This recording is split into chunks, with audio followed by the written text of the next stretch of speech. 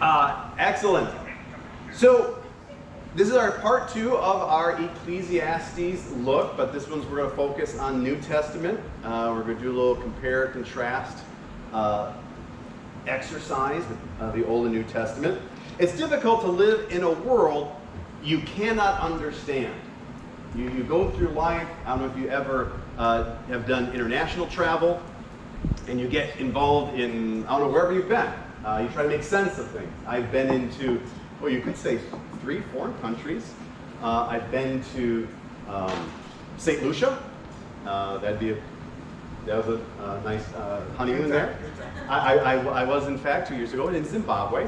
And I have also been a number of times in Canada. Now, Canada, the Canadians, they're a little rough. I'm kidding. So you try to understand the world we live in. And it's not easy. And this is true for adults and children. They just immediately try to understand why are things this way. It's intuitive in us. And just this past week, whether it be prompted by the Gibbs' class downstairs, my son Alex came to me and says, "Dad, why are there wars?" And that was a big question for a 10-year-old. And I went to Matthew 24. It's not in your sheet. We're not quite into the points of the lesson. I went to Matthew 24 where Jesus is talking about there'll be wars and rumors of war, and all this must take place. It's okay for an answer, but it's still rough. But in doing that question, Alex has done 2 things. 1, he's identified God is in fact in control. And 2, he's starting to apply some reason that's inside him. Like, okay, well, if God is the good shepherd as we think him to be, well, I have some ideas on what a good shepherd is. And if he's a good shepherd, why do you have wars? So he's thinking. This morning lesson, we're going to contrast how we see the world as it should be, our ideas, our thoughts, to the world as God allows it to unfold. And as David mentioned, this weekend is Juneteenth, the celebration of freedom, which is very good. We'll talk a little bit about freedom today. And we're going to see that there is consistency in the scriptures of the Old and New Testament. We went through Ecclesiastes. We had King Solomon. King Solomon, as we mentioned last week, rich man, he's the king, had time on his hands. He acknowledged God as the one in control. I see that.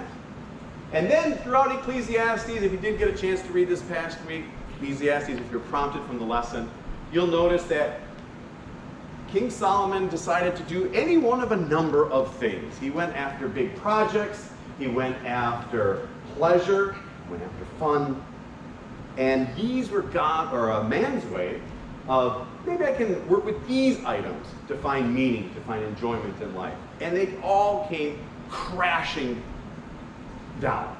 He left each of his endeavors with a lot of frustration and very perplexed, and he returned to God. 100% man's way versus God's way. Once we identify God as being in control, it's natural to ask questions, and we find that in the Old Testament. You have Job, you have even Moses himself. Jacob wrestled with God.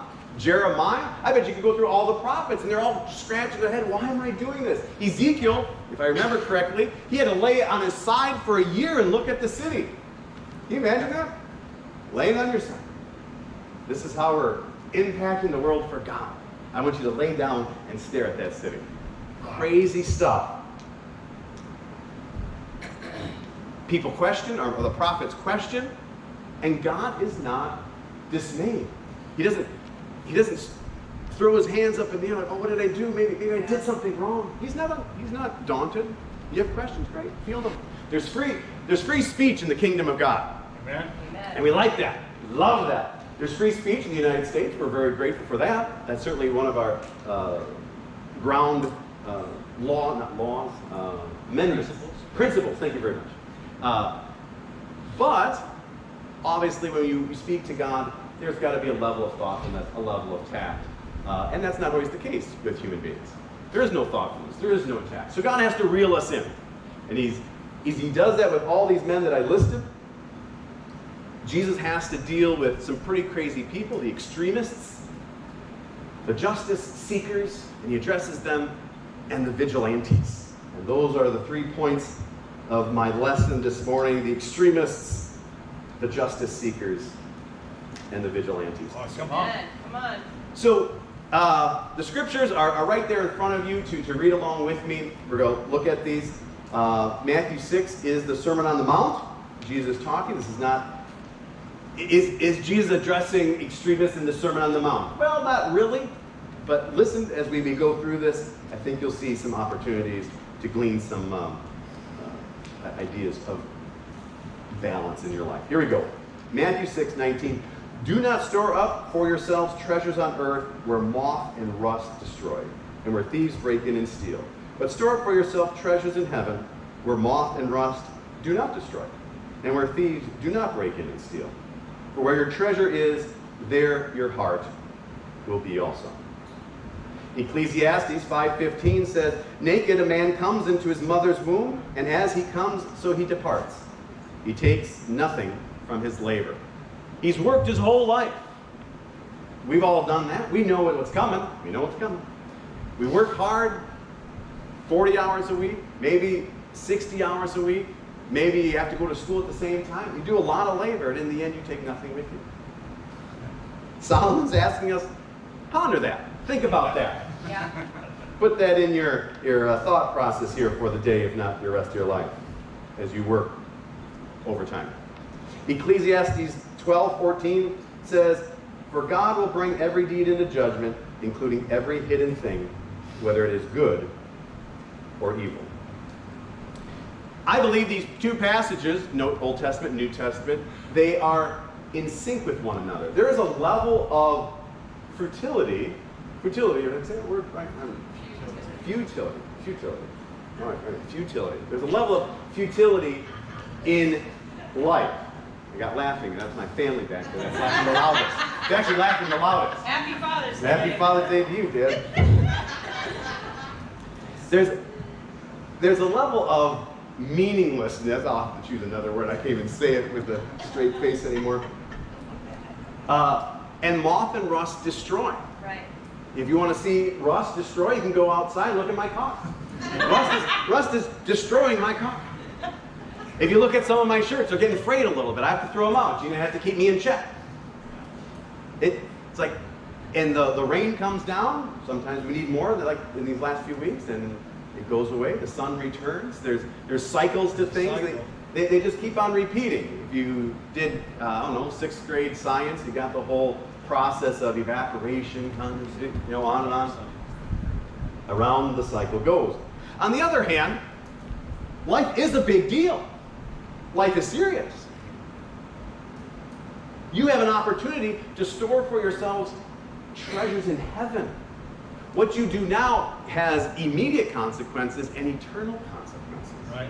And so you see these two things come together, futility and complete meaning, utter meaning, eternal meaning. You have a choice of which one to choose.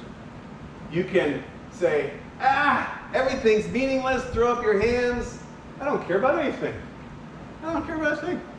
You walk through your life, you leave your socks you live in a household and you have people who don't care about anything, leave their socks on the couch, dirty socks. Pick that up. Why should I? Everything's meaningless. It's very free. It's very free when you think life is meaningless. A lot of freedom. Love the freedom. On the other hand, everything's important. Those dirty socks need to be picked up now. I want to never see socks on the couch again. What if someone comes in our door? What would they think? That'd be bad. Is the car clean? Does it have enough gas? Everything's got to be right. There's balance. Jesus is calling us to balance. He says, don't store for yourself treasures, something you value, hold dearly. I do not believe Jesus is saying, throw everything away. Live like maybe some Far East thinkers, like, rid your life of everything. I don't believe he's saying that. That's like, Logan, you got something there you want to say?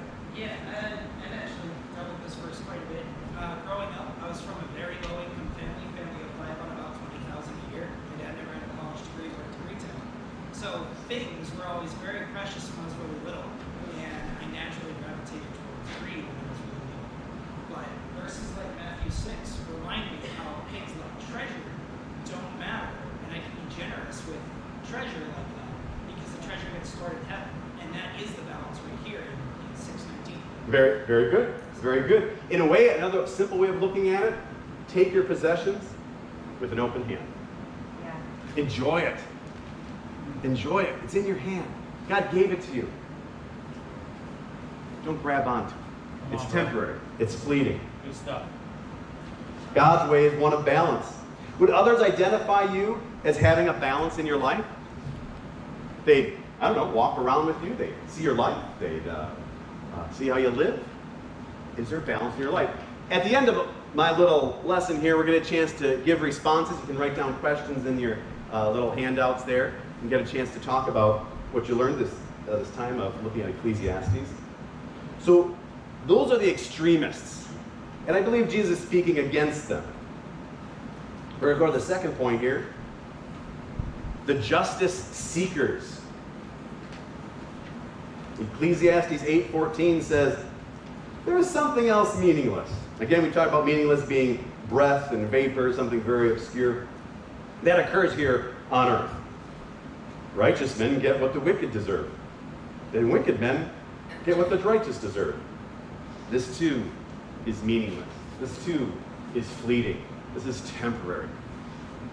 Matthew 22:15, different way of looking at this particular passage. Then the Pharisees went out and laid plans to trap Jesus in his words. They sent their disciples with him along with the Herodians. Teacher, they said, we know that you are a man of integrity and that you teach the way of God in accordance with the truth. You aren't swayed by men because you pay no attention to who they are. Tell us then, what is your opinion? Is it right to pay taxes to Caesars or not? But Jesus, knowing their evil intent, said, you hypocrites, why are you trying to trap me? Show me the coin used for paying the tax. They brought him a denarius. And he asked them, whose portrait is this? And whose inscription? Caesar's, they replied. Then he said to them, give to Caesar's what is Caesar's, and give to God what is God's. When they heard this, they were amazed, and they left him and went away. That was probably the best thing they ever did. They left him and went away because they were certainly in awe of what Jesus had just said. So yes, the Pharisees are trying to trick Jesus. That's certainly clear. But there's an underlying understanding of what's going on here. They're bringing up taxes. If you do a little bit of history, and you don't have to do too much, the taxes that they were under were oppressive, exorbitant. And the process of collecting them, full of corruption. So the Pharisees are coming to Jesus, and we all know the taxes are bad. We all know the collection process is terrible. People are getting thrown into jail. Justice is certainly being thrown to the wayside. Jesus, you know it's wrong. You know it's evil. You know it's bad. You're going to fix it? You're going to do this? What you going to do? Well, you kind of present yourself as a judge. Let's see some justice, Jesus. Let's see what you got. Jesus' answer provides no solution. He gives no prophecy to say this is all going to end. He doesn't even promise that. He gives nothing of what our soul desires when we're under oppression, when things aren't right. Everything we want, Jesus does not provide. In a sense, he says, don't worry about it yet. Worry about things above. That's where your mindset should be. Are you comfortable with Jesus' response here?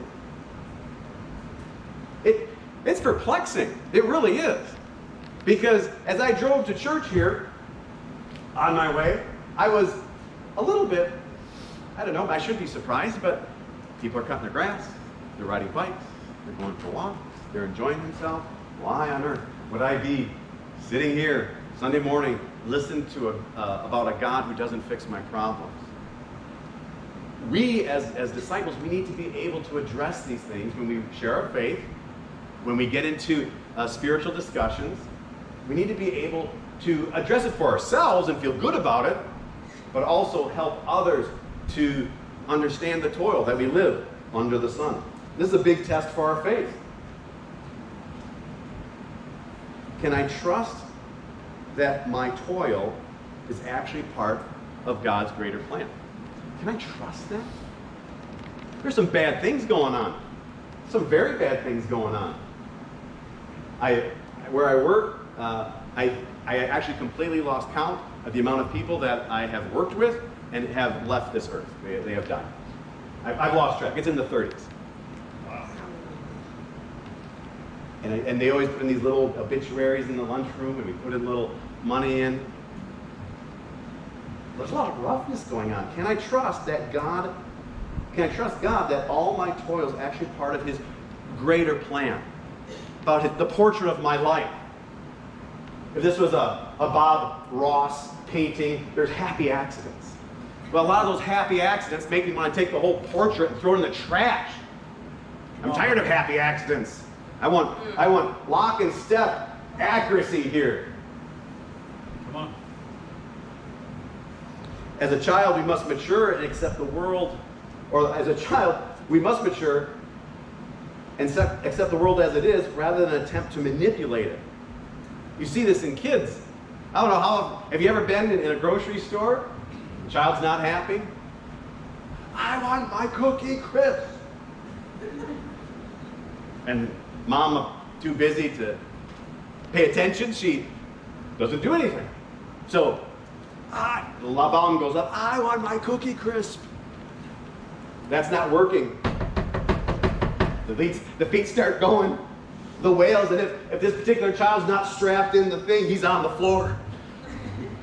What can I do to make this whole thing embarrassing for mom that she'll finally give in? I'm going to manipulate. I am going to control the situation. I'm going to make what I want. I'm going to get those cookie crisps.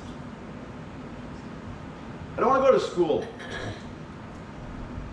It's not fair. These are the actions of the children. And is anyone surprised by that happening? The child must mature to accept the world as it is. Life is not fair. But then again, sometimes it is. That takes maturity. The Christian who expects God to solve family problems and heal diseases, stop the effects of aging, is pursuing a little bit of a childish magic. Something maybe of his own mind, rather than the God we see in the Bible. Do you have mature faith? Is a faith that can absorb trials and discomfort without having a meltdown in the grocery store? As a kid, my job was to dust stairs. And my dad built our house, and he had these had big stairs, like 70s home. It's like a tri-level. There's a lot of stairs in a 70s house. And my dad made them out of wood, and he put 12 coats of varnish on them, and they were schlick. They looked beautiful. You walked in the house, and they looked beautiful. But if you're a bit of a dust advocate, or lack of a dust advocate, you can see dust everywhere. So my job as a kid, my mom didn't like giving me jobs. She didn't trust me. But I could dust stairs. And said, Aaron, could you dust the stairs?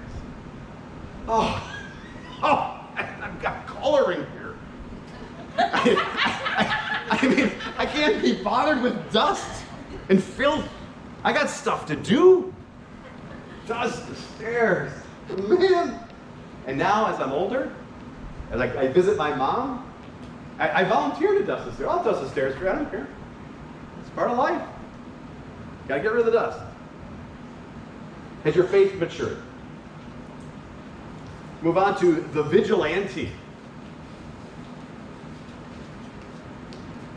This one we don't have any specific scripture here in the Old Testament, but if you've read Ecclesiastes, the author is constantly talking about, well, both good and evil. He's vacillating between the two.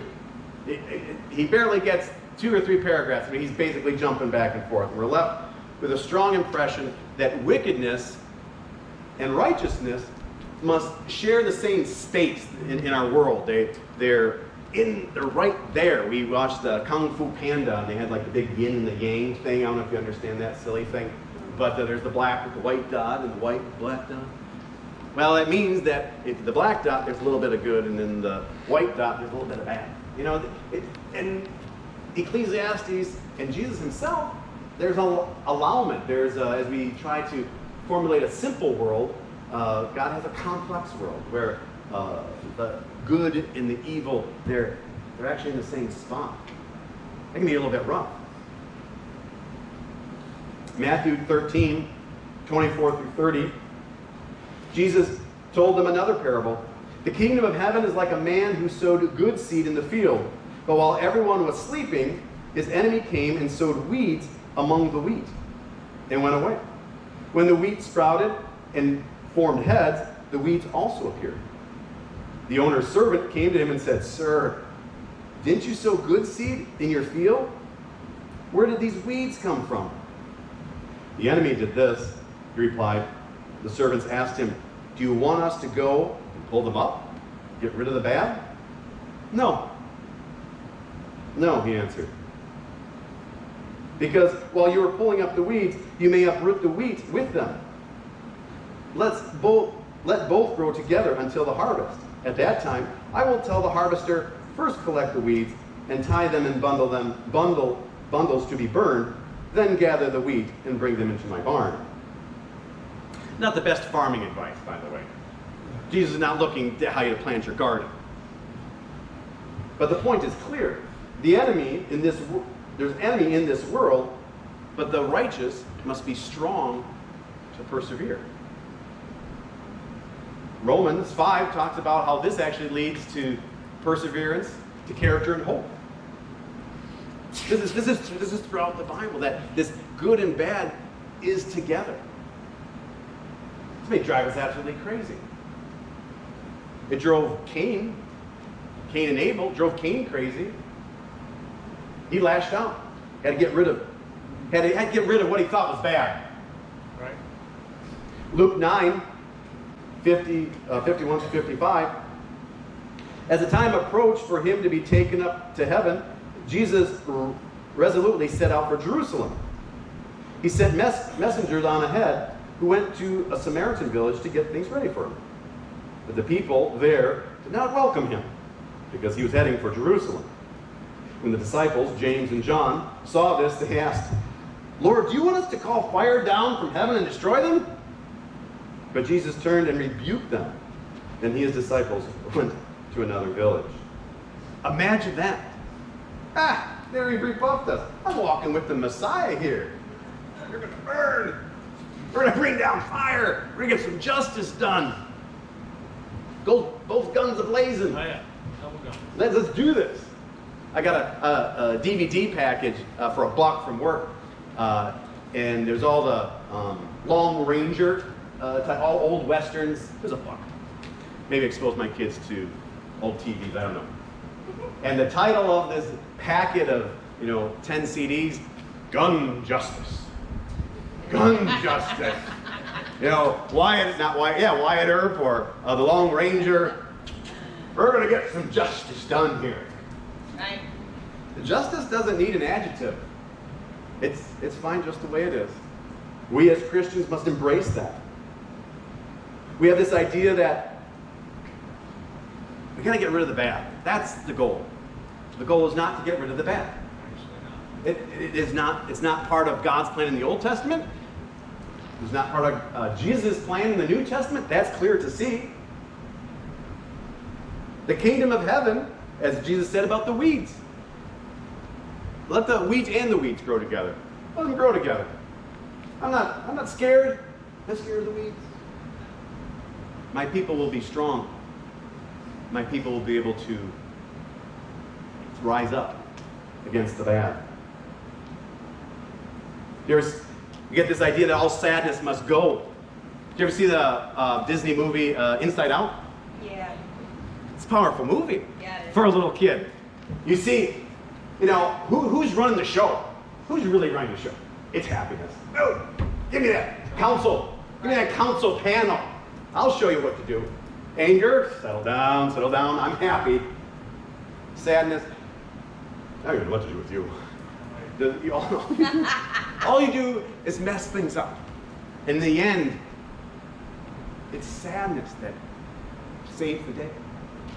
Sadness has purpose. Get rid of the bad. On a grand scale, it's been tried.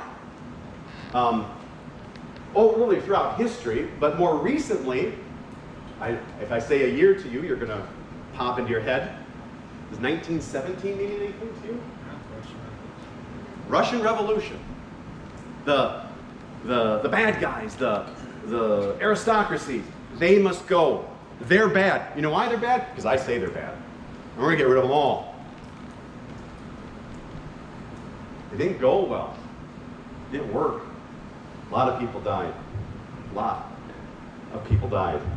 And that was all to get rid of the bad. They realized we're all bad. There is no good. Jesus says, let the weeds grow up with the wheat. The teachings of the Old Testament do not shy away from the fact that pain and toil and injustice exist. It does not shy away from that. It can be a bit maddening, where joy and sadness, they can share a single hour in your life. Happy one moment, you're doing well with the kids, something happens and boom, sadness or anger. As Christians, you gotta be tough. You're called to be tough. You're called to be resolute. Keep your eye on the prize. Keep your eye upward. There's a lot of things going on. Are you able to keep above the fray without losing sight of your responsibilities? We expect the fix, the Savior that comes and takes away the evil, to strike the mighty blow against the evil powers. But that's man's way. Right. That's man's way. God's way is He sent His Son to live with us. Instead of explaining our suffering, He joined in with us. He shared it. I'm here with you. I'm right here with you. It's a tough little lesson. Tough little thing to embrace. It's not all blue skies and rainbows. But guess what? Those blue skies and rainbows do come. It's a good time. Do you ever see someone rejoicing while you're sad? Do not get an attitude. Embrace the fact that they're enjoying life. Your time will come. And maybe it'll never come here on earth. Maybe it'll never come here on earth. But it will come. That is a promise to us. Jesus shares with us, shares in the suffering, gives us strength, gives us the Bible, gives us the body of believers, lifts us up. It's good. We can do it. We can rise above. That's my lesson.